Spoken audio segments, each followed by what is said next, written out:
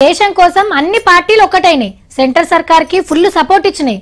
దేశానికి మంచి జరిగే ఏ నిర్ణయం తీసుకున్నా మా మద్దతు ఉంటది అని ఆ పార్టీ ఈ పార్టీ అని లేకుండా అందరూ అన్నారు. ఎందుకోసం?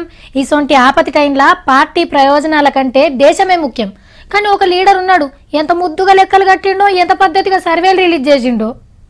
యడ్యూరప్ప గారు ఏమన్నారో తెలుసునా?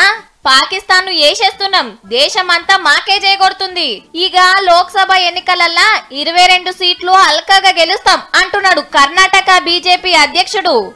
ఆ రాష్ట్రంలో 28 సీట్లున్నాయి కాబట్టి 22 గెలుస్తారట పాకిస్తాన్ పుణ్యాన. కానీ యుద్ధం వస్తే ఏమైతుందో, పాకిస్తాన్ కు దొరికిన జవాన్ ఎట్లా బయటపడతాడో, ఈ టైంలా అందరు ఒక్కటిగా ఉండాలి అని దేశం అంతా అంటుంటే లీడర్ గారేమో దీనివల్ల మా పార్టీకి ఎన్ని ఓట్లు పడతాయి, ఎన్ని సీట్లు గెలుస్తాం అని లెక్కలు కడుతుండు. ఇట్లా మాట్లాడితే కాంగ్రెస్ వాళ్ళు ఊరుకుంటారా? అంటే మీరు ఓట్ల కోసమే ఇదంతా చేస్తురా? మీరు గెలుస్తందుకు దేశాన్ని ఆపతిలో పెడతారా అని కత్తులు నూరుతుండ్రు. అయినా ఈ టైంలో ఓట్లు సీట్ల గురించి మాట్లాడితే ఎట్లప్ప?